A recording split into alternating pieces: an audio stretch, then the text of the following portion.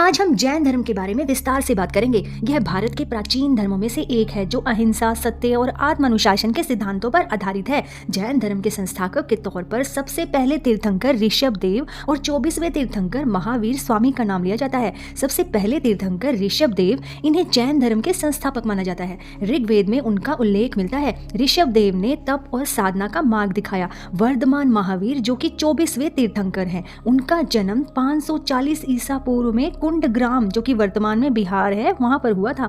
वे ज्ञात्रक कुल के राजकुमार थे। 30 वर्ष की उम्र में उन्होंने संन्यास ले लिया था और 12 वर्षों तक घोर तपस्या की थी और उन्हें कैवल्य यानी कि मोक्ष की प्राप्ति हो गई थी और वे जैन धर्म के प्रचारक बने। 468 ईसा पूर्व में पावापुरी जो बिहार में उनको निर्वाण प्राप्त हुआ। जैन धर्म की शिक्षाएं। महावीर स्वामी ने जैन धर्म को 3 रत्नों और 5 व्रतों पर आधारित किया। 3 रत्न जिसमें है सम्यक दर्शन जिसका मतलब है सही दृष्टिकोण, सम्यक ज्ञान जिसका मतलब है सही ज्ञान, सम्यक आचरण जिसका मतलब है सही आचरण, और 5 महाव्रत दिए जिसके अंदर आते हैं अहिंसा, नॉन वायलेंस, किसी भी जीव को हानि न पहुंचाना, सत्य, सत्य बोलना, अस्तेय, नॉन स्टीलिंग, चोरी न करना, ब्रह्मचर्य, इंद्रियों पर संयम करना, परिग्रह, भौतिक वस्तुओं का त्याग करना, और तीसरे नंबर पर है अनेकांतवाद और सयादवाद। अनेकांतवाद का मतलब है सत्य को विभिन्न दृष्टिकोणों से देखने का सिद्धांत, और सयादवाद में सापेक्ष दृष्टिकोण से सत्य की व्याख्या।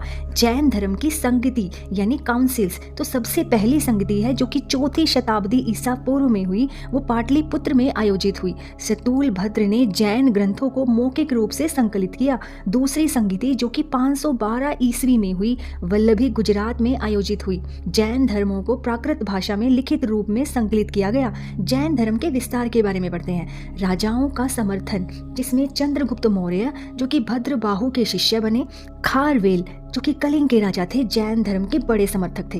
दूसरा, व्यापारियों का योगदान। व्यापारियों ने जैन धर्म को प्रोत्साहन दिया क्योंकि यह अहिंसा पर आधारित था। स्थापत्य कला, दिलवाड़ा मंदिर जो कि अभी राजस्थान में है और उदयगिरी गुफाएं जैन धर्म की समृद्धि दर्शाते हैं। अब जैन धर्म के पतन के बारे में सुनते हैं। सबसे फर्स्ट, कठोर नियम। जैन धर्म की शिक्षाएं बहुत कठोर थी जिन्हें अपनाना आम लोगों के लिए बहुत कठिन था। बौद्ध धर्म से प्रतिस्पर्धा। बौद्ध धर्म के सरल सिद्धांतों के कारण जैन धर्म का प्रभाव बहुत कम होता गया। राजकीय संरक्षण की कमी। समय के साथ जैन धर्म को शाही संरक्षण नहीं मिल पाया, इस कारणों से उसका पतन होता चला गया। तो अब कुछ इंपॉर्टेंट पॉइंट्स हम देख लेते हैं कि जैन धर्म ईश्वर की अवधारणा को नहीं मानता। जैन ग्रंथों को 12 अंगों में विभाजित किया गया है और जैन धर्म में विभाजन श्वेतांबर जो कि सफेद वस्त्रधारी और महावीर को विवाहित मानते हैं, और दिगंबर जो कि निर्वस्त्र हैं, वो महावीर को ब्रह्मचारी मानते हैं, इनमें किया गया है।